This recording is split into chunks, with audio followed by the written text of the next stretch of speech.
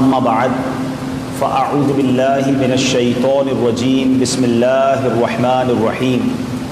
پڑھیے الصلاۃ والسلام علیک یا رسول اللہ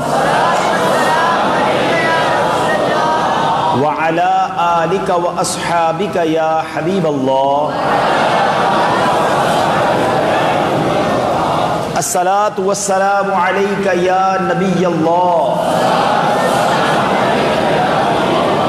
وعلی آلک واصحابک یا نور اللہ.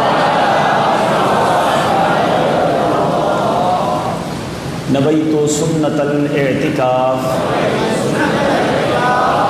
میٹھے میٹھے اسلامی بھائیوں اور مدنی چینل کے ناظرین، الحمدللہ عز و جل ہر جمعرات دعوت اسلامی کے تحت سنت و بھرے ہفتہ وار اجتماع کا سلسلہ ہوتا ہے اور یہ دنیا کے ہزاروں مقامات پر ہوتا ہے. اور آج اسی سلسلے میں کراچی کے علاقے نارتھ کراچی کی فیض مدینہ مسجد میں ایک عظیم الشان ہفتہ وار اجتماع کا سلسلہ ہے. رب کریم ہم سب کا جمع ہونا اپنی بارگاہ میں قبول فرمائے. درود پاک پڑھنے کے بے شمار فضائل و برکات ہیں. بہت ساری احادیث فضائل درود میں ملتی ہیں. جمعرات کی رات اور جمعے کا دن یہ خاص درود پاک پڑھنے کا وقت ہے. جمعرات کی رات کوئی نارمل نائٹ نہیں ہے. یہ کوئی جس کو آپ کہیں کہ جیسے پورا ہفتہ ہے ویسے ہی جمعرات کی رات ہے، ایسا نہیں. جمعرات کی رات کو بچپن سے ایک جملہ آپ نے بھی سنا ہے، میں نے بھی بزرگوں کو سنا ہے کہ جمعرات بھری مراد، جمعرات کو مرادیں بھری جاتی ہیں. ہمارے استاد صاحب ایک بات کہا کرتے تھے کہ بزرگوں کی ہر بات جو ہے نا وہ فضول نہیں ہوتی. بزرگوں کی اکثر باتوں کی کوئی نہ کوئی اصل ہوتی ہے، پیچھے کوئی نہ کوئی وجہ ہوتی ہے. تو یہ جو جمعرات بھری مراد ہے نا، یہ بچپن سے سنتے رہے، پھر جب بڑے ہوئے کتابیں پڑھی تو پتہ چلا کہ روایتوں میں یہ مضمون ملتا ہے کہ جمعرات کو مانگی جانے والی دعائیں رد نہیں کی جاتی ہیں. یعنی دوسرے لفظوں میں مرادیں بھر دی جاتی ہیں، مرادیں پوری کر دی جاتی ہیں جمعرات کو. پھر دوسری بات، چونکہ جمعرات بیسیکلی یہ جمعے کی رات ہے اس لیے اس کو جمعرات کہا جاتا ہے. یاد رکھیے گا یہ جو آج رات شروع ہو گئی ہے یہ شب جمعہ ہے. اور جمعہ جو ہے وہ اتنا امپورٹنٹ ڈے ہے، اتنا مبارک دن ہے کہ سورہ جمعہ قرآن میں جمعے کی فضیلت بیان کرنے کے لیے، اس کی اہمیت بیان کرنے کے لیے ایک پوری سورت سورہ جمعہ کے نام سے قرآن پاک میں جگمگا رہی ہے. اور جمعے کی ایک نیکی، سبحان اللہ، علماء فرماتے ہیں کہ جمعے کو کوئی شخص ایک نیکی کرے اسے 70 ٹائمز یعنی 70 گنا زیادہ ثواب ملتا ہے. تو یہ جمعرات شروع ہوئی نا، نیکیوں کا سمجھ لیں میٹر شروع ہو گیا ہے. آپ جو بھی نیکی کریں گے انشاءاللہ آج رات کل دن، اللہ بڑا کریم ہے، اس کے خزانوں میں کمی نہیں، یہ نیکیاں ملٹی پلائی ہونا شروع ہو گئی ہیں. سبحان اللہ. جبھی جمعے کے دن اگر حج آ جائے تو علماء فرماتے ہیں، مفتی احمد یار خان نجمی فرماتے ہیں جو جمعے کو حج آ جائے تو وہ 70 حج کے برابر ہے. اسی لیے اس کو حج اکبر بھی کہا جاتا ہے، اکبری حج بھی کہا جاتا ہے. تو بہرحال جمعرات پھر آ گئی ہے، اللہ نے پھر نصیب کر دی ہے. تو یہ رات بھی اور کل کا دن بھی خاص ایک کام کرنے والا ہے، اور وہ یہ ہے کہ بندہ کثرت کے ساتھ درود پاک پڑھے.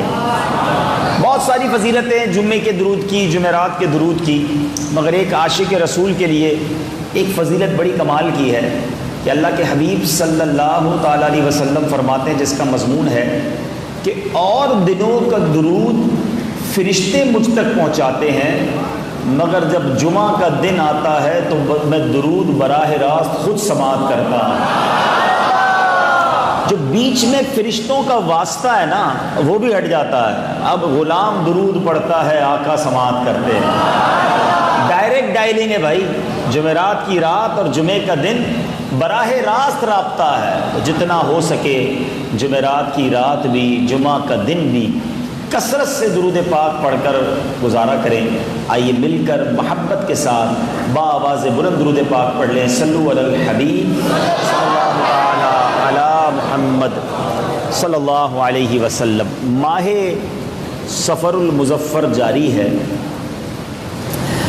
اور یہ مہینہ برکتوں والا بھی ہے، رحمتوں والا بھی ہے، بڑے تاریخی واقعات بھی اس میں ہوئے ہیں، مگر بدقسمتی سے سفر کے حوالے سے بھی کچھ دنوں اور کچھ فگرز یعنی اعداد کے حوالے سے بھی، عدد کے حوالے سے بھی لوگوں میں عجیب عجیب وہم پھیلائے جاتے ہیں۔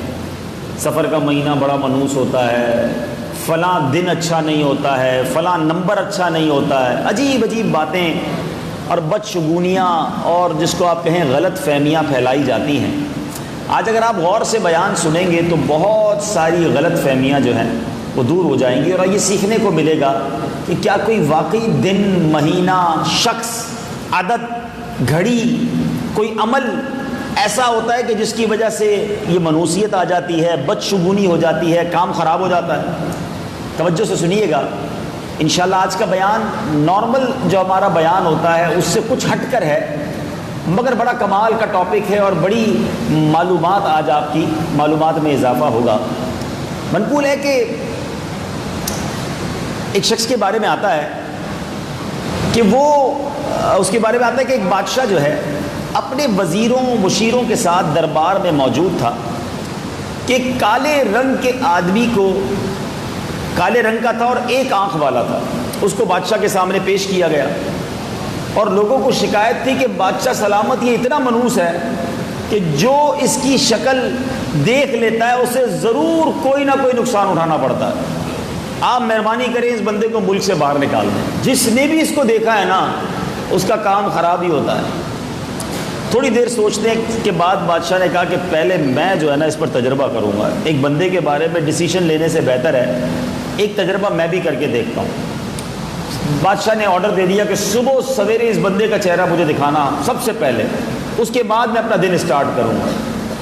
ایسا ہی کیا گیا، بادشاہ سلامت کے سامنے وہ کالے رنگ کا ایک آنکھ والا آدمی کھڑا کر دیا گیا، ارلی ان دا مارننگ، صبح ہی صبح۔ بادشاہ اس کو دیکھا، اس نے واپس پلٹ کر آیا، اپنے کام کاج اس نے پلان شروع کیا، دن شروع کرنے کی تیاری کی۔ ابھی لباس تبدیل کر کے اس نے چپل میں پیر ہی ڈالا تھا کہ جوتے کے اندر ایک زہریلے بچھو نے بادشاہ کو ڈنک مار دیا۔ بادشاہ چیخا، خادم آئے، زہر کے اثر سے بادشاہ کا رنگ نیلا پڑ گیا، محل میں شور مچ گیا کہ بادشاہ سلامت کو بچھو نے کاٹ لیا ہے۔ چند لمحوں کے بعد وزیر خاص بھی پہنچ گئے، ہاتھوں ہاتھ شاہی طبیب کو بلایا گیا، ڈاکٹر آئے، بڑی مہارت کے ساتھ علاج کیا۔ اب بادشاہ کی جان تو بچ گئی، بادشاہ سلامت کی جان تو بچ گئی، لیکن کئی دن بادشاہ بستر پر ہی پڑا رہا مریض ہونے کی حیثیت سے علالت کے ساتھ۔ اب طبیعت سمجھی تو بادشاہ نے جب طبیعت سنبھل گئی تو اسی ایک آنکھ والے بندے کو بلایا تاکہ اب اس کو سزا سنانی ہے۔ شکایت کرنے والوں کا کہنا ہے کہ اب اس کے منحوس ہونے کا تو بادشاہ سلامت خود بھی تجربہ کر چکے ہیں۔ وہ شخص رو رو کر رحم کی فریاد کرنے لگا کہ حضور مجھے وطن سے باہر نہ نکالیں۔ یہ دیکھ کر وزیر کو اس پر رحم آ گیا، بادشاہ سے بولنے کی اجازت لی اور کہنے لگا، بادشاہ سلامت آپ نے اس کی صورت دیکھی تو آپ کو بچھو نے کاٹ لیا، صبح صبح آپ نے اس کی صورت دیکھی تو آپ کو بچھو نے کاٹ لیا، یہ منحوس ٹھہرا۔ لیکن بادشاہ سلامت ایک اور بات تو سوچئے نا کہ اس نے بھی تو صبح صبح آپ ہی کا چہرہ دیکھا تھا نا، اور اس دن سے آج تک یہ بندہ قید میں پڑا ہے، تو ذرا غور کیجئے کہ پھر منحوس کس کو کہیں گے آپ؟ اگر اس نے آپ کا چہرہ دیکھا ہے، آپ نے اس کا چہرہ دیکھا ہے، تو اس نے بھی تو آپ ہی کا چہرہ دیکھا تھا، اور اس دن سے لے کر اب تک یہ قید میں پڑا ہوا ہے، ظلم ہو رہا ہے اس پر۔ اب بادشاہ سلامت جو ہے وہ لاجواب ہو گیا، عقل مند بھی تھا، اس نے اس بندے کو معاف کر دیا کہ آئندہ کسی نے اس کو منحوس کہا تو اس کو جناب اس منحوس کہنے والے کو سخت سزا دی جائے گی۔ اس واقعے سے پتہ چلا کوئی شخص منحوس نہیں ہوتا، زندگی میں آزمائش آنی ہوتی ہے تو وہ آ جاتی ہے، مگر کسی شخص کو، کسی دن کو، کسی ٹائم کو، کسی عمل کو دیکھ کر بندہ کہے کہ نہیں جناب اب تو کام خراب ہی ہونا ہے۔ اس میں دیکھیے ایک اور بڑی بات پتہ ہے کیا ہے؟ جب کوئی شخص کسی کو منحوس قرار دیتا ہے، یہ گناہوں کا میٹر شروع کر دیتا ہے۔ آپ سوچیں، آپ کسی کو یہ کہتے ہوں گے تو اس کے دل میں تکلیف کتنی ہوتی ہوگی۔ اگر کسی کے بارے میں یہ مشہور کر دیا جائے، کبھی سوچا اس مسلمان کی تکلیف کا عالم کیا ہوگا؟ اس کی دل آزاری کتنی ہوتی ہوگی، یہ اکیلے میں کتنا روتا ہوگا۔ اللہ کے حبیب صلی اللہ علیہ وسلم نے فرمایا جو کسی مسلمان کی برائی بیان کرے جو اس میں نہیں پائی جاتی، تو اس کو اللہ عز و جل اس وقت تک دوزخیوں کے کیچڑ، پیپ اور خون میں رکھے گا جب تک وہ اپنی کہی ہوئی بات سے نہ نکل جائے۔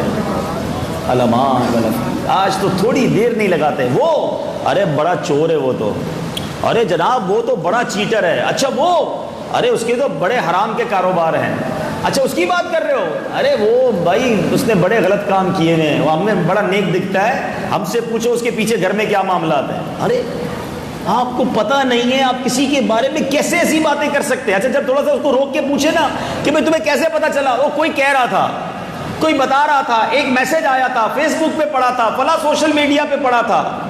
ایک بات سن کر آپ نے کسی مسلمان کی برائی شروع کر دی، اچھا اس کا کچھ نہیں بگڑے گا۔ یاد رکھیے گا ہم سارے مل کر بھی کسی کی عزت چھیننے کی کوشش کریں نا، اور جس کو اللہ نے عزت دی ہے اس کا کوئی کچھ نہیں بگاڑ سکتا۔ ساری دنیا مل کر کسی کی عزت بڑھانے کی کوشش کرے، اور اگر اللہ نے اس کے مقدر میں ذلت لکھی ہے تو کوئی اسے بچا نہیں سکتا۔ وَتُعِزُّ مَن تَشَاءُ وَتُذِلُّ مَن تَشَاءُ بِيَدِكَ الْخَيْرُ۔ اللہ جسے چاہے عزت دے، جسے چاہے ذلت دے۔ ہم اور آپ کچھ بھی نہیں کر سکتے، مگر ہم اپنے نامہ اعمال میں لاکھوں کروڑوں گناہ شامل کر لیتے ہیں جب یہ لوگ ایک دوسرے کے خلاف میسج چلاتے ہیں، افواہیں پھیلاتے ہیں، بری باتیں کرتے ہیں۔ ہم ہوتے کون ہیں کسی کے بارے میں غلط بات کرنے والے؟ بڑی پیاری بات بزرگ کہتے ہیں نا، کسی کی طرف ایک انگلی اٹھاؤ گے یہ باقی 3 انگلیاں تمہاری طرف ہیں۔ آج کسی کا عیب لوگ خوش ہوتے، پتہ چلا اس نے یہ کیا، ہاں اس کے بیٹے نے یہ کیا، اس کی بیٹی کا یہ معاملہ ہو گیا، اس کی بہو کا یہ مسئلہ ہو گیا۔ آج دوسروں کے عیبوں پر، دوسروں کی خامیوں پر خوش ہونے والوں، کبھی سوچا کہ میرے اور آپ کے عیب کھل گئے تو ہم کسی کو منہ دکھانے جیسے رہیں گے؟ ذرا سوچو نا، کتنی ایسی باتیں جو صرف مجھے پتہ ہے، آپ کو پتہ ہے، اللہ کو پتہ ہے اور کسی کو نہیں پتہ۔ ہمارے اتنی غلطیاں ہیں، اتنے گناہ ہیں ہمارے، اللہ نے عیب ڈھکے ہوئے ہیں، عزت دی ہوئی ہے، بات بنائی ہوئی ہے، مگر ہم چاہتے کسی کی چادر ہٹ جائے، کسی کا عیب کھل جائے، کسی کے بارے میں کوئی بات ہم پھیلانے والے بن جائیں۔ وہ شخص یاد رکھے جب اس کے عیب کھولے جائیں گے، جو دوسروں کے عیب کھولتا ہے وہ منہ دکھانے کے قابل نہ رہے گا۔ اور یہ روایتوں کا مضمون ہے کہ جب بندہ کسی مسلمان کے عیب ڈھکتا ہے اللہ اس کے عیب بھی چھپا دیتا ہے، جو کسی کے عیب چھپ اچھالتا ہے اس کے عیب بھی اچھال دیے جاتے ہیں۔ عربی کا ایک مقولہ ہے، من ضحک ضحک، جو کسی پر ہنستا ہے نا اس پر بھی ہنسا جائے گا۔ آج کسی کی بہت ساری ایسی مثالیں ہیں، مثال کے طور پہ کوئی بیچارہ سیدھا چل نہیں پاتا، لوگ اس کا مذاق اڑاتے ہیں، وہ جو لنگڑا ہے، کوئی ہکلا کر بیچارہ گفتگو کرے، وہی جو توتلا ہے جس کو بولنا نہیں آتا، اچھا اس کی نقل بھی اتارتے ہیں، اچھا وہ جس کا رنگ کالا ہے، وہ جو ٹھگنا ہے، وہ جو لمبا ہے۔ آج تم کسی کے عیب دیکھ کر اس کا مذاق اڑا رہے ہو۔ یہ نوجوان بیٹھے ہیں، دوستوں میں یہ بڑی گیدرنگ میں چل رہا ہوتا ہے، نام رکھ دیے جاتے ہیں، چھوٹو، لمبو، کالا، موٹا۔ اچھا جب کہو نا یار مت کرا کرو یہ، تو کہتے ہیں وہ تو ہنستا ہے، ہمارے ساتھ ہوتا ہے، ہمارا دوست ہے، ہم اس کو برا بھلا کہتے ہیں، وہ ہنس رہا ہوتا ہے۔ وہ ہنس نہیں رہا ہوتا، وہ اپنی شرم چھپا رہا ہوتا ہے۔ پوچھو اس سے اس کے دل پہ کیا گزر رہی تھی۔ کبھی کوئی خوش ہو سکتا ہے اپنی برائی پر؟ وہ گھر جا کے روتا ہوگا کہ یا اللہ تو مجھے موٹا نہ بناتا، تو مجھے لمبا نہ بناتا، مجھے چھوٹا نہ بناتا، لنگڑا نہ کرتا، اندھا نہ کرتا، کالا نہ کرتا، سارے دوست میرا مذاق اڑاتے ہیں۔ سوچو آپ روزانہ کتنے لوگوں کی دل آزاری کرتے ہیں جب اس طرح چھوٹی چھوٹی باتیں کر کر کے دل پر کانٹے اور تیر برساتے ہیں۔ کہیں یہ مذاق اڑانا ہمارے لیے عبرت نہ بن جائے۔ کبھی کسی کا مذاق نہ اڑاؤ، بلکہ میں آپ کو مشورہ دیتا ہوں، کبھی زندگی میں کسی میں عیب دیکھو نا، ہیں انسان ہوتے ہیں، بہت ساری پرابلمز بیچاروں کو ہو جاتی ہے، فوراً سجدہ شکر ادا کرو، یا اللہ تیری مہربانی، تو نے مجھے آنکھ والا بنایا، مجھے چھوٹے قد والا نہیں بنایا، اللہ تیرا کتنی بڑی مہربانی ہے، پیر بھی سلامت دیے، ہاتھ بھی سلامت دیے، گونگا بھی نہیں بنایا۔ سوچو یہ وقت ہے شکر کا، اور شکر کرنے کی بجائے ہم دل آزاریاں کر کے، عیب جوئی کر کے تکلیف پہنچاتے ہیں۔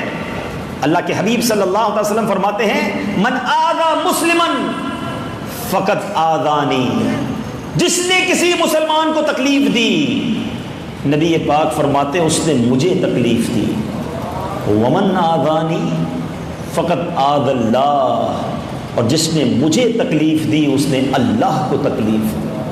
کدھر تک بات جاتی ہے؟ سوچو کسی ایک مسلمان کو تکلیف دیتے ہیں تو شروع میں ہی نیت کر لو کہ کبھی کسی کے عیب نہیں کھولیں گے۔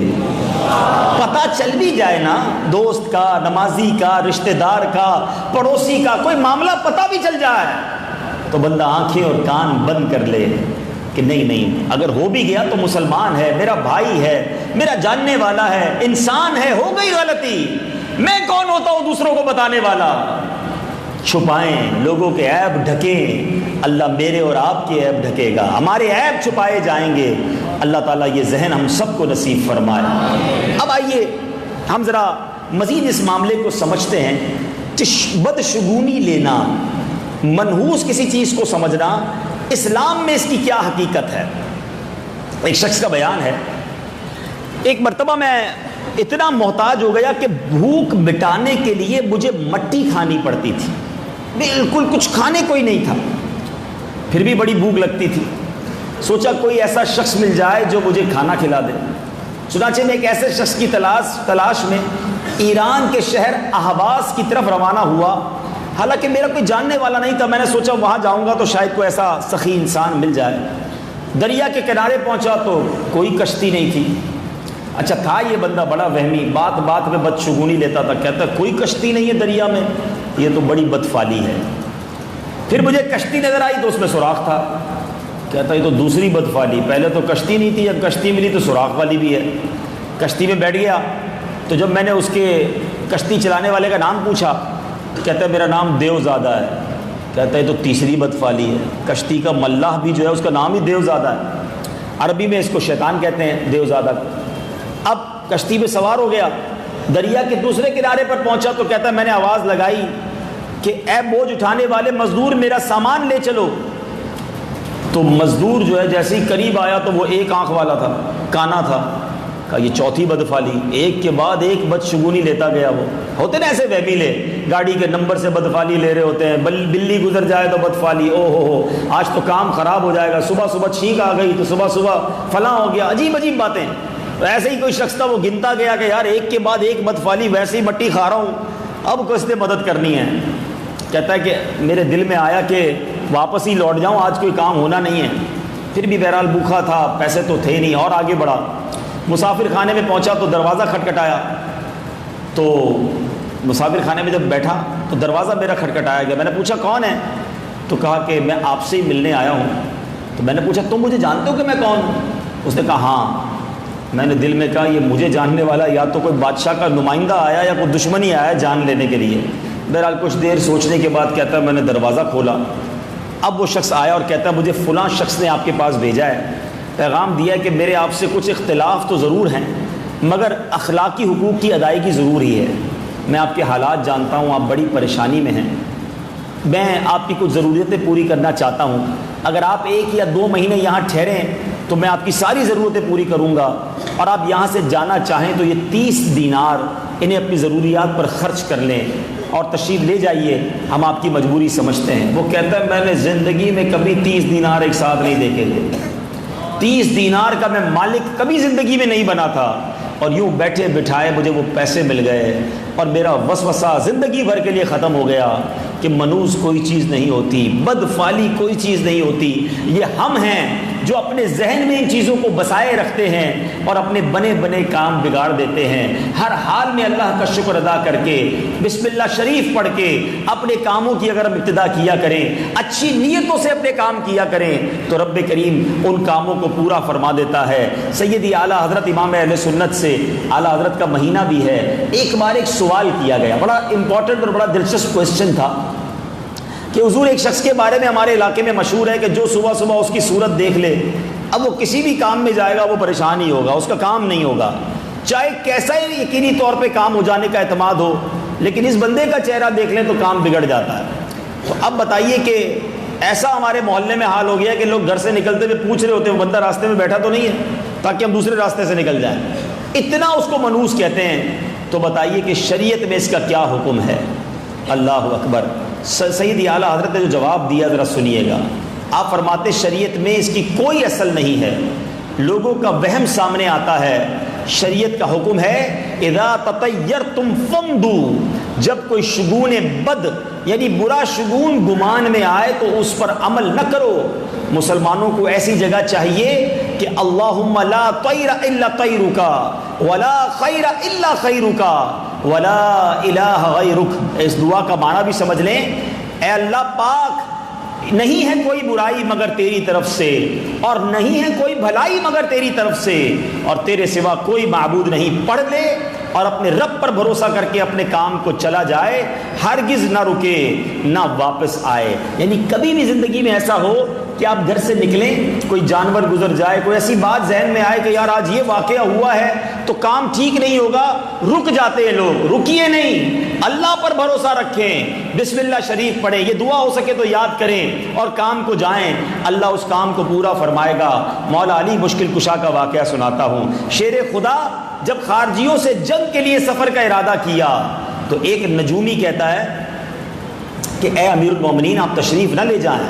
حضرت علی نے وجہ پوچھی کہ کیا وجہ ہے؟ کہا کہ اس وقت چاند جو ہے نا وہ اقرب یعنی آسمان کے برجوں میں سے ایک برج کا نام ہے، اس میں ہے، اگر آپ ابھی تشریف لے گئے تو آپ کو شکست ہو جائے گی۔ یہ آج کل جاتے ہیں نا لوگ فال نکالنے کے لیے طوطے والوں کے پاس، پانسے والوں کے پاس، وہ پتہ نہیں اخبار میں بھی سنا ہے پورا کالم آتا ہے یہ ہفتہ کیسا رہے گا، ہیں نماز ایک پڑھنی نہیں ہے، دعا کرنی نہیں ہے، اخبار کھول کے پڑھنا ہے ہفتہ کیسا رہے گا۔ اب ہفتے میں وہ لکھ دے جناب فا کے نام والے کے ساتھ مشکل ہوگی، تو اب جس کے نام کے ساتھ فا آ رہا ہے بندہ یہی سوچ رہا ہے یہ دکان پہ گاہک آیا نا اس کا نام فیصل ہے، فلاں فرحان ہے، گھر میں فا والی ایک لیڈیز آ گئی ہے، اب وہ فا کے چکر میں ہی پورا ہفتہ اس کا ٹینشن میں گزر گیا۔ اللہ کے بندوں ہم مسلمان ہیں، ہمیں اللہ پر بھروسہ، اس پر ایمان، اس کے نبیوں پر، قرآن پر، یہ کن چکروں میں ہم پڑ جاتے ہیں۔ سنو مولا علی سے وہ نجومی کہتا حضور جنگ کو نہ جائیں، ہار جائیں گے، کیونکہ چاند جو ہے نا وہ فلاں برج کے اندر ہے۔ اللہ اکبر۔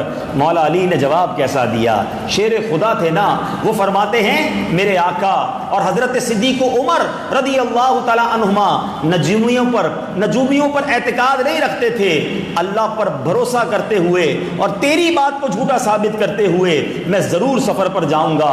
آپ روانہ ہوئے۔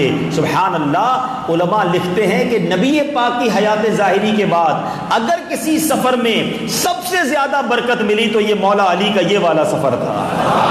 اللہ نے ایسی کامیابی دی کہ تمام دشمنوں کو شکست ہوئی اور شیر خدا فتح کے ساتھ خوشی خوشی گھر کو واپس آئے۔ تو اللہ والے رکتے نہیں تھے ان وہموں سے، ان عجیب عجیب باتوں سے۔ آج نہ جانے یہی اسلام سے دوری ہے نا، علم دین سے دوری ہے۔ فلاں بندہ کوئی کہہ دے، کوئی گھر کی عورت ہی کہہ دے کہ اب جناب یہ والے کپڑے پہنو گے، یہ والا چیز دیکھ لو گے تو مسئلہ ہوگا، اور انسان سارا دن وہم میں رہتا ہے۔ کبھی ایسا نہیں کرنا چاہیے۔ ایک بار حضرت عمر بن عبدالعزیز رضی اللہ عنہ کا واقعہ بھی سن لیں۔ آپ کے غلام مزاحم کا بیان ہے کہ ہم مدینہ طیبہ سے نکلے تو میں نے دیکھا کہ چاند جو ہے وہ دبران میں ہے، یہ بھی ایک برج ہے، یہ ستاروں کی ایک زبان ہے۔ یہ ایک علم ضرور ہے مگر اس پر یقین نہیں کرنا ہے۔ یہ ضرور ہے کہ چاند اپنی منزلیں طے کرتا ہے، مگر اس منزل میں ہے تو دن خراب ہوگا، تو اس منزل میں آئے گا تو شادی اچھی ہوگی، اس منزل میں آئے گا تو سودا ٹھیک ہوگا، اس منزل میں ہوگا تو گھر تباہ ہو جائے گا، اس کی کوئی حقیقت نہیں ہے۔ تو وہ مزاحم کہتا ہے کہ میں نے دیکھا کہ چاند دبران میں ہے اور میں سمجھ رہا تھا کہ دبران میں جب چاند ہو تو سفر نہیں کرنا چاہیے۔ اب میری ہمت تو نہیں ہوئی کہ میں حضرت عمر بن عبدالعزیز سے کہوں کہ حضور چاند اس برج میں ہے، رک جائیے۔ تو کہتے ہیں میں نے ڈرتے ڈرتے حضرت سے کہا حضور دیکھیں چاند کتنا خوبصورت لگ رہا ہے، آپ نے چاند کی طرف دیکھا اور مسکرائے کہ تم شاید مجھے یہ کہنا چاہ رہے ہو کہ چاند دبران میں ہے، سفر نہیں کرنا ہے۔ آپ نے فرمایا کہ ہم اللہ پاک کی مشیت کے ساتھ نکلتے ہیں، ہم چاند اور سورج کی مرضی سے نہیں، رب کی مرضی سے نکلتے ہیں۔ حضرت عمر بن عبدالعزیز نکل گئے ماشاءاللہ اور سفر پورا کیا۔ تو یہ بزرگوں کا انداز ہے۔ بہرحال معلوم ہوا اللہ والے نجومیوں پر اعتماد نہیں کرتے تھے، اللہ والے بدشگونی کو تسلیم نہیں کرتے، اللہ والے چاند ستاروں کی تاثیر ماننے والوں کی اصلاح کرتے ہیں، اللہ والے اللہ پاک کی ذات کامل پر بھروسہ رکھتے ہیں۔ ہمیں بھی چاہیے کہ بزرگوں کے نقش قدم پر چلتے ہوئے ہم وہم، بدشگونی، چاند ستاروں کی تاثیر اور نجومیوں پر اعتماد کرنے کے بجائے اللہ تعالیٰ پر بھروسہ کرنا سیکھیں، کیونکہ جو اللہ پر بھروسہ کرتا ہے ہمیشہ خوش رہتا ہے، جو اللہ پر بھروسہ کرتا ہے سکون و اطمینان کی زندگی گزارتا ہے، جو اللہ پاک پر بھروسہ کرتا ہے اللہ اس کے کام سنوار دیتا ہے۔ یاد رکھیے جو اللہ پاک پر بھروسہ کرتا ہے اللہ کریم اس سے راضی ہو جاتا ہے، جو اللہ پر بھروسہ کرتا ہے کامیابی اس کے قدم چومتی ہے۔ سبحان اللہ، جو اللہ پر بھروسہ کرتا ہے اس کے لیے غیب سے روزی کا انتظام بھی ہو جاتا ہے۔ دنیا والوں پر بھروسہ چھوڑ دیں، دنیا کی ان چیزوں پر بھروسہ نہیں، اللہ پر بھروسہ، توکل، یقین ہے۔ بزرگوں کو کیسا توکل ہوتا تھا، کیسا بھروسہ ہوتا تھا۔ توکل کی دو باتیں بتا دیتا ہوں۔ بعض اوقات توکل کی بات کرتے رہے، لوگ کہتے ہیں چلو اب کچھ بھی نہیں کرنا، اللہ گھر بیٹھے روزی دے دے گا۔ ایسا نہیں ہے، کوشش کرنی ہوگی، اسباب اختیار کرنے ہوں گے، مگر بھروسہ مالک کے اسباب پر رکھنا ہے۔ یہ بھروسہ نہیں دکان کھولوں گا تو پیسے آئیں گے، کاروبار کروں گا تو روزی ملے گی، نہیں، کاروبار کرنا اسباب ہیں، روزی دینے والی ذات رب کی ہے، حفاظت کرنے والی ذات رب کی ہے۔ ایک صحابی رسول نے پیارے آقا سے پوچھا نا حضور اونٹ لایا ہوں، اونٹ باندھوں یا چھوڑ دوں اور اللہ پر توکل کروں؟ اللہ تو کامل ہے، حفاظت کرنے والا ہے۔ اللہ کے حبیب نے فرمایا پہلے اونٹ کو باندھ دو پھر اللہ پر بھروسہ کرو۔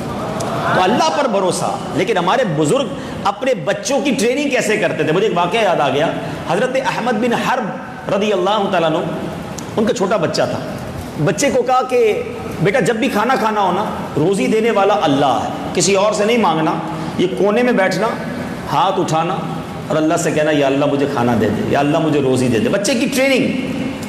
اپنی زوجہ سے کہا کہ جیسے ہی دعا کا ٹائم ہو نا، بچہ دعا مانگے، پیچھے سے سوراخ بنا ہوا تھا دیوار میں، وہاں کھانا رکھ دینا، تاکہ اس کو یہ ٹریننگ ہو جائے کہ اللہ سے مانگنا ہے، لوگوں سے نہیں، لوگوں پر بھروسہ نہیں، اللہ پر بھروسہ۔ بچہ روز دعا کرتا، روز اس کی ماں کھانا رکھ دیتی، وہ کھانا کھا لیتا۔ ایک دن اس کی والدہ کہیں لیٹ ہو گئی، کسی کام میں مصروف ہو گئی، اسے یاد آیا کہ او ہو بچے کی دعا کا ٹائم ہو گیا، کھانا رکھنے کا ٹائم ہو گیا، دوڑتی بھی آئی، دیکھا بچہ کھانا کھا رہا ہے۔ کہا بیٹا یہ کھانا کدھر سے آیا؟ کہا امی اللہ نے دیا، روز اللہ ہی تو دیتا ہے۔ بچہ تو روزانہ یہی ازیوم کر رہا ہے نا، وہ یہی سمجھ کے کھا رہا ہے لذیذ کھانا۔ کہ بیٹا کھانا کہاں سے آیا؟ کہا اللہ نے دیا۔ اب وہ پریشان ہو گئی، اپنے شوہر کے پاس آئی، حضرت احمد بن حرب کے پاس۔ کہا حضور کمال ہو گیا۔ کہا کیا ہوا؟ کہا روز کھانا رکھتی، آج لیٹ ہو گئی، جب پہنچی تو بچہ خود کھا رہا تھا۔ فرمایا مجھے اسی دن کا انتظار تھا، اب تمہیں کھانا دینے کی ضرورت نہیں ہے، اللہ اسے روز غیب سے روزی عطا فرمائے گا۔ تو یہ ڈیولپمنٹ تھی، یہ بچوں کی تربیت تھی۔ سوچو جو جتنے یہاں بیٹھے ہیں نا، مجھے اور آپ ہمیں اپنے بچوں کی یہ تربیت کرنی ہے کہ بیٹا اللہ پر بھروسہ کرنا ہے، دنیا والوں پر نہیں، اسباب پر نہیں، پیسوں پر نہیں ہے۔ تعلقات ہوں گے، آج بچوں کو کیا سکھاتے ہیں ماں باپ؟ دیکھو بیٹا پیسے ہوں گے تو ترقی کرو گے، پیسے سنبھال کے رکھنا، پیسے سنبھل کے خرچ کرنا، مال ہوگا تو مصیبتیں دور ہوں گی، دیکھو بیٹا فلاں سے تعلق ہوگا تو مشکل میں کام آئے گا، فلاں بندہ تمہیں یہاں ہیلپ دے گا۔ ہم شروع سے بچے کو اینٹی توکل سکھاتے ہیں، وہ اس کا توکل ہی ختم ہو جاتا ہے، وہ کہتا ہے پیسے چاہیے، مال ہوگا تو میں دنیا میں خوش ہو سکوں گا۔ یہ بے وقوفی ہے۔ یاد رکھو اگر پیسے سے خوشی ملتی ہوتی تو کوئی مالدار غمگین نہ ہوتا۔ لوگ کہتے ہیں پیسہ ہوگا تو شفا ہوگی نا، پیسہ ہوگا تو علاج کروائیں گے۔ میں آپ سے پوچھتا ہوں اگر آپ کو اللہ نے شفا نہیں دینی ہے تو دنیا کا بہترین ڈاکٹر، دنیا کا بہترین ہاسپٹل اور کروڑوں روپے خرچ کر لو، شفا نہیں ملے گی، بستر مرض پر ہی انتقال کر جائے گا بندہ۔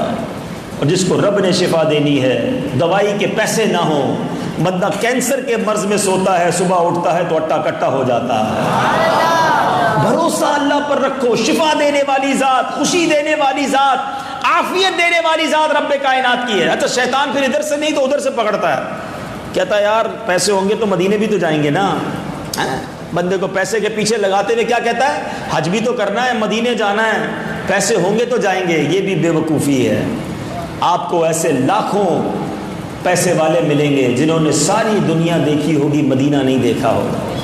اور میں نے ایسے کئی غریب دیکھے ہیں جن کے پاس گھر نہیں ہے, نبی پاک نے بار بار انہیں مدینہ دکھایا.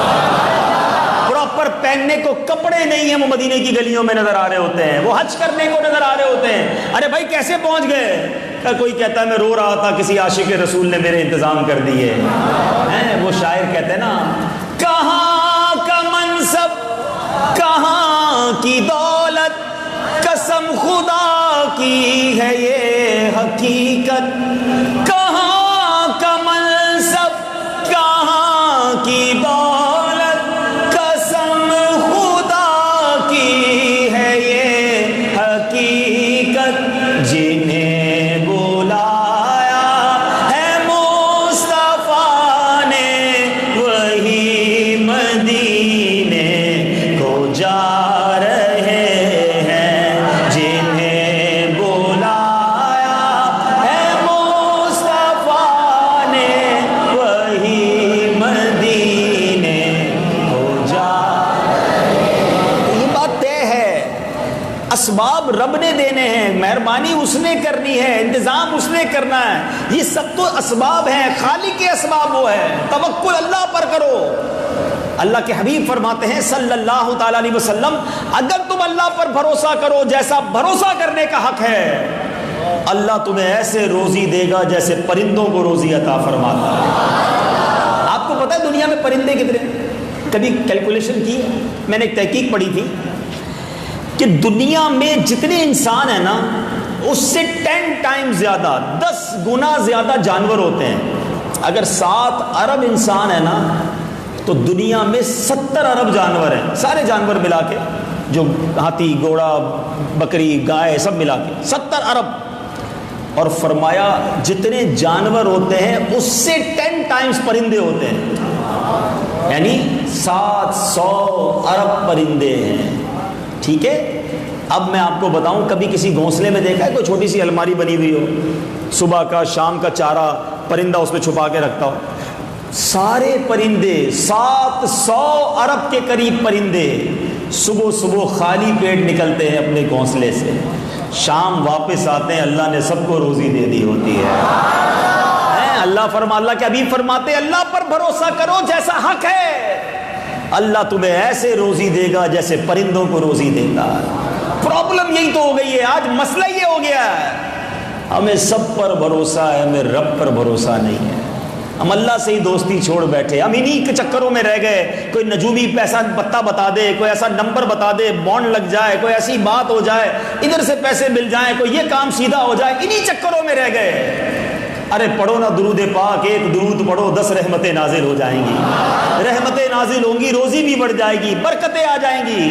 قرآن پڑھو, ایک ایک لفظ پر برکتیں ملتی ہیں. ان چکروں کو چھوڑ کر نہ جانے کن چکروں میں پڑ گئے. نہیں میرے بیٹے اسلامی بھائیوں, ہمیں بدشگونی نہیں کہنی ہے, نہیں لینی ہے. اب آج ذرا سن لو کن کن چیزوں سے لوگ بدشگونی لیتے ہیں, کن کن چیزوں سے لوگ اپنے آپ کو کنفیوز کرتے ہیں اور دوسروں کو بھی کنفیوز کرتے ہیں. بعض لوگ کبھی اندھے, لنگڑے یا ایک آنکھ والے یا کسی معذور شخص کو یا کبھی کسی خاص پرندے یا جانور کو دیکھ کر یا اس کی آواز سن کر بدشگونی لے لیتے ہیں. کبھی کسی وقت دن یا مہینے سے بدفعلی نکالتے ہیں. کچھ لوگوں کے نزدیک منگل کا دن منحوس ہوتا ہے, معاذ اللہ. سارے دن اللہ کے ہیں, سارے اوقات اللہ کے ہیں, سارے مہینے اللہ کے ہیں, ساری دنیا رب کی ہے. کئی ملکوں میں گیا, 13 نمبر جو ہے اس کی منزل ہی نہیں ہوتی ہے. بلڈنگ کے اندر 12 آئے گا, 12 کے بعد 12A آئے گا اور پھر 14 آ جائے گا. ارے بھائی کیوں؟ بولا 13 نمبر منحوس ہے. استغفر اللہ. عجیب عجیب لوگوں کی لاجکس ہے. اسی طرح کوئی کام کرنے کا ارادہ کیا اور کسی نے طریقہ کار میں نقصان کی نشاندہی کر دی یا اس سے رک جانے کا کہا, تو کہتے تو نے ٹانگ اڑا دی نا, اب یہ کام صحیح نہیں ہوگا, اب بدشگونی لے لی, کام کرنے سے ہی رک گئے. اسی طرح کبھی ایمبولنس کی آواز سن لی تو کہا آج ایمبولنس کی آواز سنیے نا, آج کام نہیں کرنا ہے. فائر بریگیڈ کی آواز سن لی تو اس سے جناب اپنے آپ گاڑی بجھانے والی جو آواز گاڑی ہوتی ہے آگ بجھانے والی، کہتے ہیں یار اس کی آواز سنی ہے نا کوئی نہ کوئی غلط کام ہی ہوگا، آج کام نہیں کرنا ہے، توبہ توبہ۔ کبھی مہمان کی رخصتی کے بعد گھر پہ جھاڑو دینے کو منحوس خیال کرتے ہیں کہ جھاڑو دیں گے تو پتہ نہیں کیا ہو جائے گا، سارا ہی جھاڑو ہو جائے گا، ایسا کچھ نہیں ہے۔ اسی طرح کبھی جوتا اتارتے وقت جوتے پر جوتا آ جائے تو کہتے ہیں آج کچھ گڑبڑ ہوگی، یہ جوتے پہ جوتا آ گیا ہے۔ یعنی اتنا وقت ہے یار، اتنا سوچنے کا وقت ہے، اتنی عجیب عجیب باتیں کتاب میں نے پڑھا کیا کیا لکھا ہے، سیدھی آنکھ پھڑ کے تو یقین کر لیتے ہیں کہ کوئی مصیبت آئے گی۔ کمال ہے۔ عید جمعے کے دن ہو جائے تو کہتے ہیں حکومت پر بہت بھاری ہے، کمال ہے۔ عید جمعے کے دن حج ہو جائے تو حج اکبر ہے، مگر لوگ کہتے ہیں حکومت پر بھاری ہے۔ پہلے اپنے کام تو سیدھے کر لو پھر حکومت کی فکر کرنا بھائی۔ اچھا، پھر کبھی بلی کو رونے کی آواز سنیں، رات کو کتے کے رونے کی آواز سنے تو اس سے بدشگونی لیتے ہیں کہ اب کچھ نہ کچھ ہونے والا ہے، کوئی نہ کوئی آفت آنے والی ہے۔ اتنا سوچو گے تو ویسے ہی بیمار ہو جاؤ گے اور آفت آ جائے گی، ٹینشن میں تو ویسے ہی انسان بیمار ہو جاتا ہے۔ اچھا، پہلا گاہک سودا لیے بغیر چلا جائے تو اس سے بھی بدشگونی لیتے ہیں، یار آج صبح صبح پہلا گاہک آیا، اتنی دیر سامان بھی دیکھا، لیا کچھ نہیں، آج ضرور دن صحیح نہیں ہے۔ ارے اللہ کے بندو درود پڑھو یار۔ آگے چلتے ہیں۔ نئی نویلی دلہن کے گھر آنے پر خاندان کا کوئی شخص فوت ہو جائے، او ہو، اس بیچاری دلہن کی تو خیر نہیں ہے نا، یہ منحوس آئی ہے، یہ گھر میں آئی اور فلاں کا انتقال ہو گیا، اس سے پہلے جو اتنے سارے مرے تھے وہ کس کی وجہ سے مرے یہ بھی بتا دو بھائی، اس بیچاری دلہن کا ہی بیڑا غرق کرنا ہے۔ عجیب مینٹلٹی لیول ہے۔ اللہ کرے یہ میرا بیان بعد میں بہنیں بھی سنیں میری، یہ عورتوں میں اس قدر ہے۔ اور اس سے اب وہی والی بات جو میں نے شروع میں کہی تھی، کتنی دل آزاری ہوتی ہوگی اس عورت کی۔ میں اپنے ماں باپ کو چھوڑ کے آئی، ایک نئے گھر میں آئی اور آتے ہی مجھے سارا گھر منحوس کہہ رہا۔ اب سوچے تو صحیح اس کے دل پر کیا بیتتی ہوگی، نہ واپس جا سکتی ہے نہ ادھر رہ سکتی ہے، روزانہ حرام اور جہنم میں لے جانے والا کام کیا جا رہا ہے۔ اور آگے چلیں۔ اچھا، اسی طرح کسی عورت کے بیٹیاں ہی پیدا ہوں، پہلی بیٹی، دوسری بیٹی، تیسری بیٹی کا، یہ ہے ہی منحوس۔ اللہ کے بندو، اس مرد کو منحوس نہیں بولتے جس کی بیٹیاں پیدا ہو رہی ہیں؟ عورت اکیلی بچے پیدا کرتی ہے، یہ کیوں نہیں سوچتے؟ یہ ان لوگوں کو شرم سے ڈوب مرنا چاہیے جو بیٹی پیدا ہونے پر عورت کو تانے دیتے ہیں۔ حالانکہ آج سائنٹیفکلی یہ پروف ہے کہ بیٹا یا بیٹی پیدا ہونے میں بڑا کردار مرد کا ہوتا ہے، لیکن عورت تو بڑا سافٹ ٹارگٹ ہے نا، جو بولنا ہے بول دو، جیسا بولنا ہے بول دو، اس کے پاس تو دل ہی نہیں ہے بیچاری کے پاس، جتنا ذلیل کرنا ہے بہو کو کر دو۔ اللہ کی بارگاہ میں جواب دینا پڑے گا۔ اگر مرد اپنی بیوی پر ظلم کرتا ہے، اپنی بیوی کو تانے دیتا ہے، ساس اپنی بہو کو، نند اپنی بھاوج کو، ان سب کو قیامت کے دن جواب دینا پڑے گا۔ وہ بیچاری کیا کرے جس کے پاس بیٹیاں پیدا ہوتی ہیں، بچے ہی پیدا نہیں ہو رہے؟ اللہ کی مرضی، اللہ کی دین ہے، ہم کون ہیں، ہمارے پاس اختیار کیا ہے؟ لیکن آج دل آزاری کرتے ہوئے، کسی کا دل توڑتے ہوئے، کسی کو منحوس کہتے ہوئے زبان نہیں اٹکتی ہے۔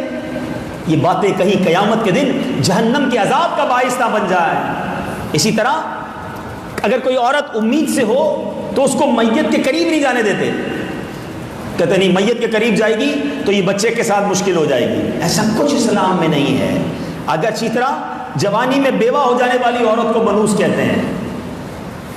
اب میری زبان نہیں اٹھ رہی ہے، صحابہ کرام علیہ الرضوان کیا جوانی میں شہید نہیں ہوئے؟ کیا حضرت حنظلہ 17 دن کی شادی والا دولہا، انہوں نے غزوہ احد میں شہادت نہیں پائی؟ اب سوچیں، میں آگے نہیں بولنا چاہتا، عقل مند میرا اشارہ سمجھ رہے ہوں گے کہ جوانی میں کسی کا شوہر مر جائے، اس عورت کو منحوس کہنے والے کیا کہیں گے؟ اللہ کی بارگاہ میں جواب دیں گے۔ اللہ کی مرضی ہے، جس کا جب وقت پورا ہو وہ چلا جائے، لیکن آج زبان اٹھاتے ہوئے سوچتا نہیں ہے کوئی۔ اسی طرح خالی کینچی اگر چلانا ہے، کوئی چلاتا تو کہتے ہیں گھر میں لڑائی ہوگی، وہ زبان کی کینچی بند کرو نا، لڑائی اس کی وجہ سے ہوتی ہے، وہ چلتی رہتی ہے، اس کو روکنے کے لیے کوئی تیار نہیں ہے۔ کوئی خالی کینچی چلائے تو کیا گھر میں لڑائی ہو جائے گی؟ اور آگے چلیں، کہتے کسی کا کنگا استعمال کرے گا کوئی اور تو دونوں میں جھگڑا ہو جائے گا۔ ہاں، بغیر پوچھے لاکھوں روپے ایک دوسرے کے ہڑپ کر جاتے ہیں، اس کا کوئی خیال نہیں، کنگا استعمال کرنے سے لڑائی ہو جائے گی۔ وہ پیسے ٹائم پہ دے دو دوسروں کے، قرضہ وقت پہ لوٹاؤ، لڑائی تو اس سے ہوتی ہے، اس کی فکر نہیں ہے، کنگے پہ جناب سوچے جا رہے ہیں۔ اچھا، اور آگے چلیں، خالی برتن، یہ چمچ آپس میں ٹکراؤ گے تو گھر میں لڑائی جھگڑا ہو جائے گا۔ ہاں، سر ٹکرا رہے ہوتے ہیں، اس کی فکر نہیں ہوتی، دماغ ٹکرا رہے ہیں، گالی گلوچ ہو رہی ہے، اس سے نہیں روکیں گے، برتن نہیں ٹکرانے چاہیے۔ عجیب، مطلب فضول باتوں میں اپنا وقت ضائع کر رہے ہیں۔ اچھا، بادلوں میں بجلی کڑک رہی ہو اور سب سے بڑا بچہ باہر نکلے گا تو بجلی اس پر گر جائے گی، تو پھر تو میرا خیال ہے ہر بارش میں 500-700 لوگ تو جانے چاہیے تھے، پھر کوئی نہ کوئی تو بڑا بھاری ہوتا ہے نا۔ تو عجیب عجیب بس باتیں ہیں۔ اچھا آگے چلیں، کہتے چھوٹا بچہ کسی ٹانگ کے نیچے سے گزر جائے تو اس کا قد چھوٹا رہ جاتا ہے۔ میں نے بھی یہ پہلی بار باتیں پڑھی، ظاہر کتاب میں لکھی ہیں تو کچھ نہ کچھ ہوگا ہی جب لکھی ہیں، کہ ایسے بھی بے وقوف، ایسے بھی فالتو لوگ ہیں۔ میں تو سمجھتا ہوں یہ لوگ ہی فالتو ہیں، ان کے پاس کوئی کام ہی نہیں ہے دنیا میں، یہی سوچتے رہتے ہیں کہ کچھ نہ کچھ کسی وجہ سے پریشانی لے آئیں، گھر میں پریشانی لگتا ہے بہت دنوں سے آئی نہیں ہے، کسی بہانے سے لے آئیں پریشانی، ایسا لگ رہا ہے کہ یوں ہو گیا تو یوں ہو جائے گا، یوں ہو گیا تو یوں ہو جائے گا۔ کمال ہے۔ اچھا بچہ سویا ہو تو اس کے اوپر سے کوئی پھلانگ کر گزر جائے تو بچے کا قد چھوٹا رہ جاتا ہے۔ چلو جناب، تو ٹرین میں تو سفر کرنا ہی نہیں چاہیے، لوگ ایسے ہی پھلانگ رہے ہوتے ہیں ایک دوسرے کے اوپر سے۔ اچھا پھر مغرب کے بعد دروازے میں نہیں بیٹھنا چاہیے کیونکہ بلائیں گزر رہی ہوتی ہیں۔ زلزلے کے وقت بھاگتے ہوئے زمین پر جو گر گیا وہ گونگا ہو جائے گا۔ چلو پھر کشمیر جا کے دیکھتے ہیں، بھی پچھلے دنوں ہی زلزلہ آیا تھا، تو گونگا ہو جائے گا۔ اپنی طرف سے ساری باتیں جو ہے نا لوگوں نے بنائی بھی ہیں۔ رات کو آئینہ دیکھنے سے چہرے پر جھریاں پڑ جاتی ہیں۔ اللہ اکبر۔ اچھا اسی طرح سورج گرہن کے وقت امید والی عورت چھری سے کوئی چیز نہ کاٹے کہ بچہ پیدا ہوگا تو اس کا ہاتھ پاؤں یا کان وغیرہ کٹا ہوا ہوگا۔ استغفر اللہ۔ بہت ساری چیزیں ہیں، بہرحال آپ سمجھ گئے ہوں گے آپ کہ یہ سارے وہمات ہیں، یہ سارے غلط باتیں ہیں۔ کوئی بدشگونی نہیں ہے، کوئی وقت، کوئی عمل، کوئی دن، کوئی نمبر، کوئی انسان، کوئی منوس نہیں ہوتا۔ آج یہ دماغ میں بٹھا لیں اور پیار سے، ہاں اب ایسا نہ ہو آپ بھی گھر جائیں آستین چڑھائیں گھر والوں پر، سارا سال ہمیں کیا کیا سمجھاتی رہی، اب میں بتاتا ہوں بیان سن کے آیا ہوں، تو پھر یہ بھی لڑائی ہوگی نا۔ میرے بیان کے چکر میں لڑائی گھر میں نہیں کرنا، پیار سے محبت سے انہیں سمجھائیں۔ ایک بڑی پیاری کتاب ہے مکتبۃ المدینہ سے، وہ کتاب حاصل کریں۔ پرابلم یہ پڑھتے نہیں ہے نا، اس کتاب کا نام ہی بدشگونی ہے، کمال کی کتاب ہے، میں تقریباً بیان اسی کتاب سے کر رہا ہوں۔ یہ بدشگونی کتاب لے جائیں، گھر والوں کو بٹھائیں۔ واقعی ہماری بہنوں کو بتانے کی ضرورت ہے، بیچاری وہ پرانی ماؤں سے، نانی سے، دادی سے سنتی آ رہی ہیں اور ہمیں بھی سناتی آ رہی ہیں، تو ان کو بٹھا کے سمجھا دیں کہ اسلام میں، شریعت میں کوئی انسان، کوئی نمبر، کوئی دن، کوئی وقت، کوئی مقام منوس نہیں، یہ سب میرے رب نے بنائے ہیں۔ تو یہ بالکل توہمات ہیں اور اس سے دل آزاریاں ہوتی ہیں، اس سے غیبتیں ہوتی ہیں، اس سے گناہ کے دروازے کھلتے ہیں۔ اب اسی طرح ماہ سفر کے بارے میں اب بیان کو کنکلوڈ کرتے ہیں، اختتام کی طرف لاتا ہوں۔ ماہ سفر کے بارے میں بچپن سے، اب تو خیر ماحول میں آگے پڑھ لیا، ورنہ پہلے یہ سنتے تھے جناب کہ ماہ سفر جو ہے اس میں جناب بڑی بلائیں اترتی ہیں۔ پہلے تو سنو ماہ سفر میں، تو یہ سفر کا مہینہ چل رہا ہے نا، اس میں کیسے کیسے عظیم واقعات ہوئے ہیں، پہلے ذرا یہ سنو۔ سفر المظفر کے مہینے میں ہجرت کے دوسرے سال، سفر میں کوئی شادی نہیں کرتا ہے، آپ کو پتہ ہے کون سی شادی ہوئی تھی؟ کائنات کی بہترین شادی ہوئی تھی سفر کے دوسرے مہینے، سفر کے مہینے میں ہجرت کے دوسرے سال، سبحان اللہ، شیر خدا مولا علی اور بی بی فاطمہ کا نکاح ہوا تھا۔ ان کی شادی خانہ آبادی سفر کے مہینے میں ہوئی ہے۔ اللہ کے حبیب نے اپنی لخت جگر، جگر کا ٹکڑا کہتے تھے میرے آقا بی بی فاطمہ کو، ان کی شادی سفر کے مہینے میں کی ہے۔ چیپٹر کلوز، اب تو ختم ہو گئی نا بات، شادی جب نبی پاک کریں اور مولا علی کے ساتھ بی بی فاطمہ کی شادی سفر میں ہو تو سفر میں کوئی پرابلم نہیں۔ اور چلیں، سفر المظفر کے مہینے میں مسلمانوں کو فتح خیبر نصیب ہوئی ہے۔ خیبر کی فتح کتنی مشہور ہے، یہ سفر کا مہینہ تھا۔ اسی طرح سفر المظفر کے مہینے میں سنو کون کون مسلمان ہوا تھا۔ اسی مہینے میں سیدنا خالد بن ولید، سیف اللہ، حضرت عمر بن عاص، حضرت عثمان بن طلحہ بارگاہ رسالت میں حاضر ہوئے، انہوں نے اسلام قبول کیا تھا۔ سفر کے مہینے میں مدائن میں، جس میں کسرا کا محل تھا، وہ علاقہ فتح ہوا۔ سفر کے مہینے میں فاروق اعظم رضی اللہ تعالیٰ عنہ کے دور خلافت میں 16 ہجری میں حضرت سعد بن ابی وقاص نے ایوان محل کسرا میں جمعے کی نماز ادا کی، اور یہ پہلا جمعہ تھا جو عراق کی مملکت میں پڑھا گیا۔ سفر کے مہینے میں سن 11 ہجری میں ہی جھوٹی نبوت کے دعوے دار اسود انسا کذاب سے مسلمانوں نے نجات پائی۔ اچھا اب یہ تو ہو گئی سفر کے کچھ واقعات۔ اب سفر کے بارے میں بہت ساری جو وہمات ہیں، توہمات ہیں، عجیب عجیب وسوسے پھیلائے جاتے ہیں، وہ بھی ذرا میں کلیئر کر دیتا ہوں۔ درود پاک پڑھ لیں، صلو علی الحبیب۔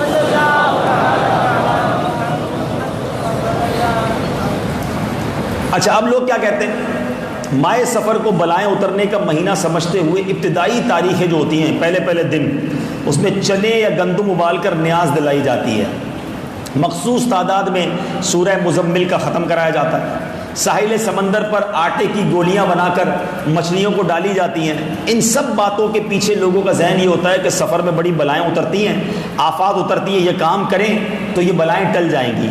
تو یاد رکھیے کہ سفر ہو یا کوئی بھی مہینہ ہو, قرآن خوانی کرنا, صدقہ خیرات کرنا, اس میں کوئی منع نہیں ہے, اچھی بات ہے. لیکن یہ سمجھ لینا کہ اگر 13 تیزی کی نیاز نہ دلائی, یہ پہلے 13 دن بڑے خطرناک ہیں تو مصیبت آ جائے گی, یہ غلط ہے اور یہ بالکل کسی بدشگونی کی طرف جاتا ہے جو جائز نہیں ہے. اسی طرح سفر کے آخری بدھ کے بارے میں بھی ایک بڑی غلط بات پھیلائی جاتی ہے کہ آخری بدھ کو کچھ لوگ کاروبار بند کر دیتے ہیں. اچھا, پھر سیر و تفریح کے لیے شکار کو جاتے ہیں, پوریاں پکتی ہیں, نہاتے دھوتے ہیں, خوشیاں مناتے ہیں, کہتے ہیں کہ نبی پاک علیہ الصلوۃ والسلام نے اس روز غسل صحت فرمایا تھا اور بیرون مدینہ طیبہ سیر کے لیے تشریف لے گئے تھے. یہ سب باتیں بالکل غلط ہیں. دراصل نبی پاک کا سفر کی آخری بدھ یعنی آخری ہفتے میں مرض اور شدت اختیار کر گیا تھا. یہ باتیں بالکل غلط ہیں, ہمیں اس پر بالکل توجہ نہیں دینی چاہیے. البتہ ماہ سفر کے آخری بدھ کو کن دعاؤں کے ساتھ گزارنا چاہیے اب میں وہ بتا دیتا ہوں. بیان کے آخر میں کچھ وظائف بتا دیتا ہوں جو آپ اگر عمل کریں گے تو اس کی برکتیں پائیں گے. علماء فرماتے ہیں جو ماہ سفر کی آخری بدھ 4 رکعت اس طرح پڑھے, ہر رکعت میں سورہ فاتحہ کے بعد 17 بار سورہ کوثر, انا اعطیناک الکوثر, اور 5 بار سورہ اخلاص, ٹھیک ہے, قل هو اللہ احد اللہ الصمد جو پوری صورت ہے, سورہ فلق اور سورہ ناس. دوبارہ رپیٹ کرتا ہوں, 4 رکعت پڑھنی ہے, ہر رکعت میں سورہ فاتحہ کے بعد 17 بار سورہ کوثر, 5 بار سورہ اخلاص, 5 بار سورہ فلق, 5 بار سورہ ناس, ٹھیک ہے, پڑھنی ہے. اور سلام کے بعد اس نے یہ دعا پڑھنی ہے, یا شدید القوا یا شدید المحال یا عزیز دللت بعزتک جمیع خلقک اکفنی من جمیع خلقک یا محسن یا مجمل یا مفضل یا منعم یا مکرم یا من لا الہ الا انت برحمتک یا ارحم الراحمین. تو اللہ پاک اسے اگلے سال تک بلاؤں سے محفوظ رکھے گا. انشاءاللہ اس کی ہم ایک پوسٹ بنا لیں گے سوشل میڈیا کے لیے, اس کو وائرل کر دیں گے. انشاءاللہ اس کو نوٹ کر لیں.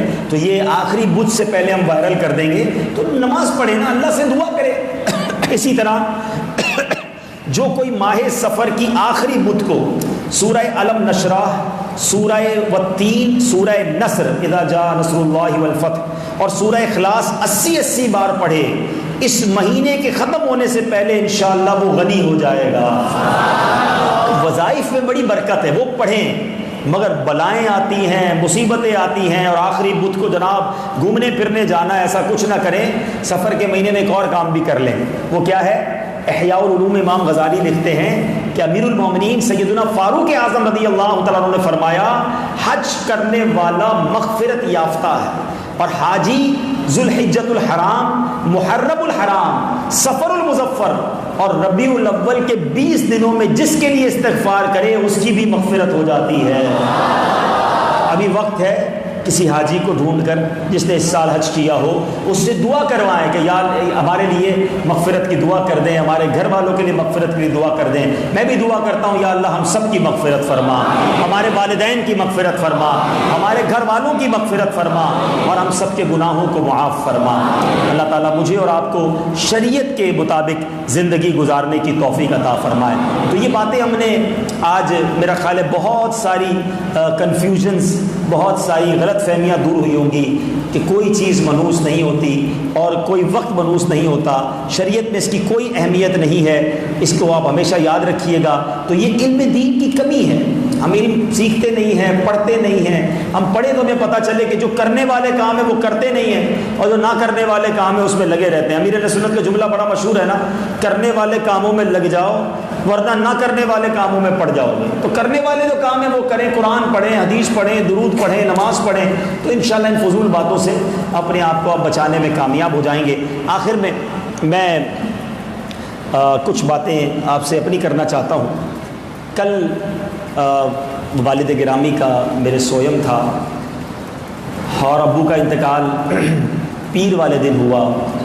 پیر کی رات جنازہ تھا, جنازے میں آپ نے دیکھا ہوگا کہ کتنی تعداد میں عاشقان رسول جمع تھے، علماء کرام تھے، دعوت اسلامی کے ذمہ داران تھے، اور جب سے ابو کا انتقال ہوا اب تک جتنا ایصال ثواب ہوا ہے، میں اس کو ابھی تک تو ہم کیلکولیٹ نہیں کر سکے، مگر جو ہم کچھ کیلکولیٹ کر سکیں، میں کس لیے بتا رہا ہوں یہ بھی میں آپ کو بتاتا ہوں، تاکہ میری جو نیت ہے میں جانتا ہوں کہ الحمدللہ کل بھی میں نے بیان میں سوئم میں کہا تھا کہ اگر میں اور میرے گھر والے، پورے خاندان والے، ہم مل کر اگلے 10 سال تک قرآن پڑھتے رہیں، اگلے 10 سال تک ہم وظائف پڑھتے رہیں، تو شاید ہم اپنے والد کو اتنا ایصال نہ کر سکیں جو دعوت اسلامی والوں نے ان 3 دنوں میں ہمیں ایصال ثواب عطا کیا۔ اب تک جو چند کیلکولیشن ہم کر سکے ہیں، قرآن پاک 1,68,000 قرآن پاک، 19,425 قرآن پاک کی مختلف پارے، 1,96,00,000 کے قریب مختلف قرآن پاک کی صورتیں، 11,53,00,000 کے قریب درود پاک، 5,00,000 کے قریب درود تنجینا، 6,28,000 کے قریب درود تاج، 5,00,000 کے قریب درود غوثیہ، 2,10,00,000 کے قریب مختلف کلمہ پاک، 50,00,000 کے قریب آیت کریمہ، 37,00,000 بلکہ 3,73,00,000 مختلف اوراد و وظائف۔ کئی لوگوں نے اپنے عمرے، طواف، حج کے ثواب میرے والد مرحوم کو ایصال کیے۔ یہ سب چیزیں جو ہے نا مجھ پر تو اور میرے خاندان والوں پر ایک بوجھ بڑھاتی ہیں، اور آپ نے بھی امید دعائیں کی ہوں گی، تو میں آپ سب کا بھی شکریہ ادا کرتا ہوں۔ لیکن مجھے یہ احساس ہے کہ ہمیں تو کوئی نہیں جانتا تھا، یہ دعوت اسلامی کا ماحول ہے جو مرنے کے بعد بھی یاد رکھتا ہے۔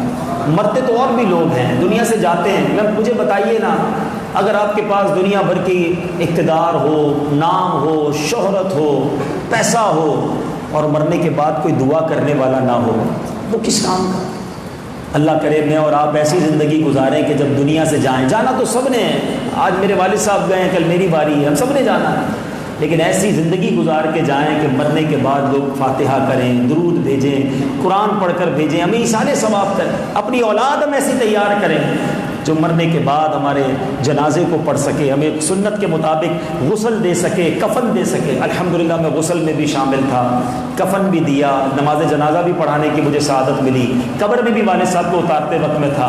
اس میں میرا کوئی کمال نہیں، دعوت اسلامی کے ماحول اور والدین کی تربیت ہے، مگر میں آپ سے پوچھتا ہوں کہ ایسی اولاد ہماری ہم نے تیار کر لی جو ہمارا جنازہ پڑھا سکے، ہمیں سنت کے مطابق غسل دے سکے، ہمیں کفن دے سکے، ہمارے لیے ایصال ثواب کر سکے۔ آج ہمیں تجربہ ہے، ہم کئی جنازوں میں جب جاتے ہیں تو نوجوان بیٹا غسل کے وقت باہر کھڑا ہوتا ہے، پوچھے بھائی آپ کیوں نہیں غسل دے رہے؟ تو کہتے ہیں مجھے تو غسل دینا ہی نہیں آتا۔ ارے بھائی جنازے کی نماز آپ پڑھائیں، کہتے ہیں میں اپنی جنازہ پڑھنے نہیں آتا تو امامت کیسے کراؤں گا؟ سوچئے نا، مرنے سے پہلے اس چیز کی تیاری کیجیے۔ کمال کا ماحول ہے دعوت اسلامی کا۔ آپ سب سے گزارش کروں گا، زندگی تو سب کی گزر جاتی ہے، اصل زندگی موت کے بعد ہے۔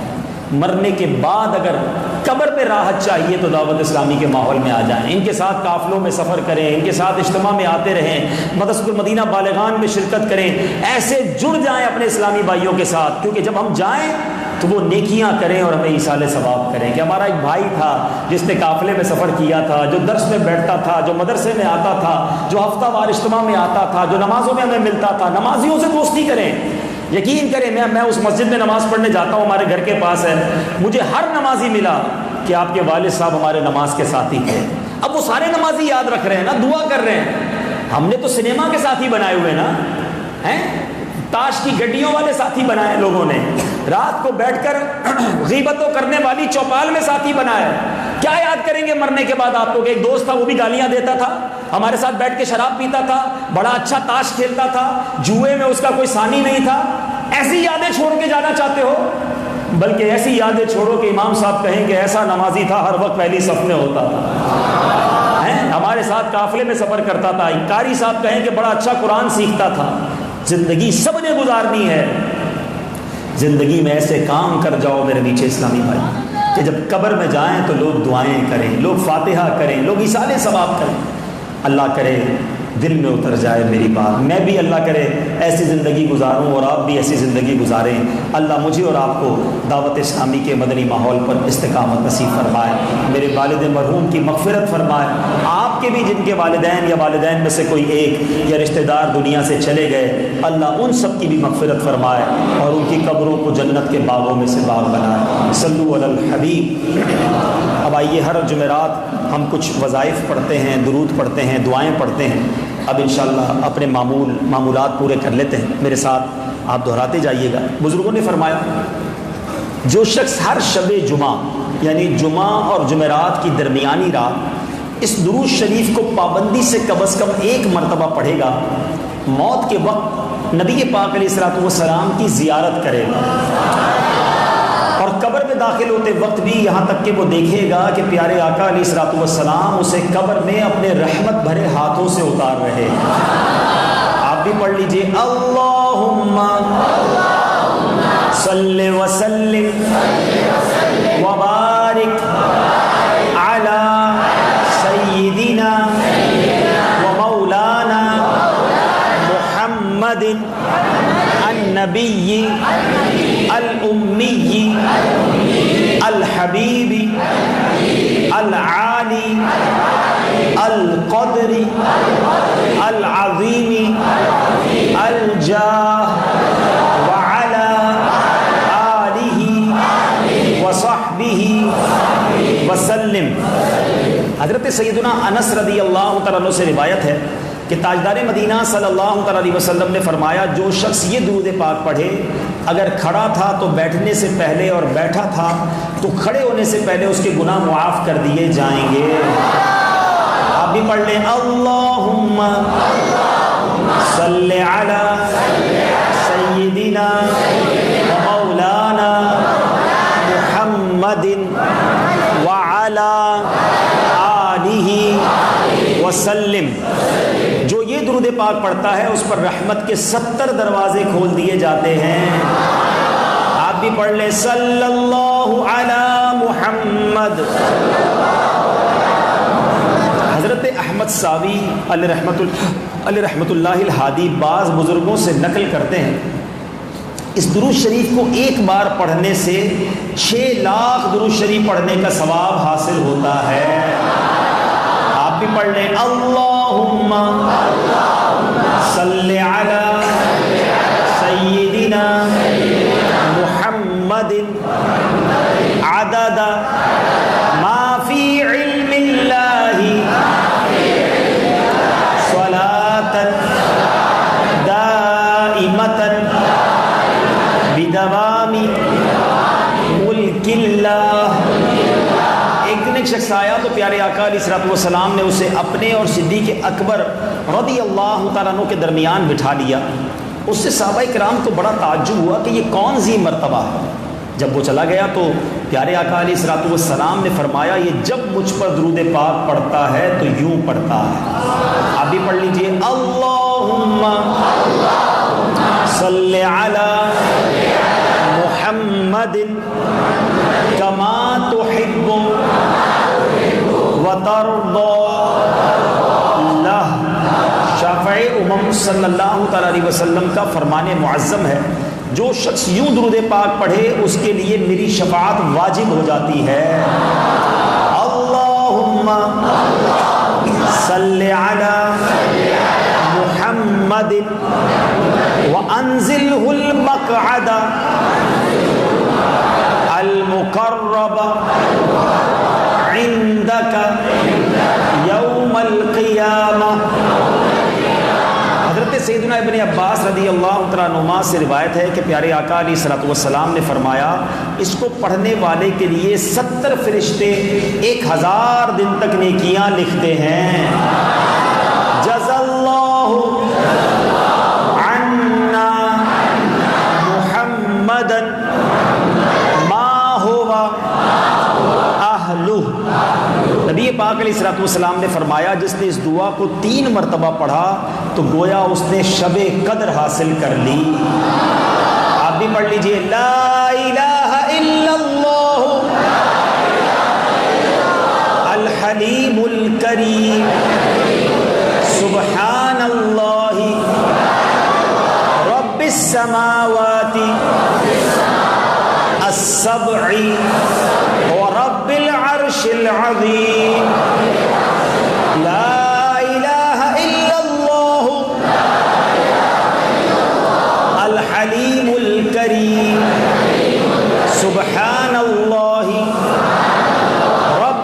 السماوات السبع ورب العرش العظیم لا الہ الا اللہ الحلیم الکریم سبحان اللہ رب السماوات السبع ورب العرش العظیم صلوا علی الحبیب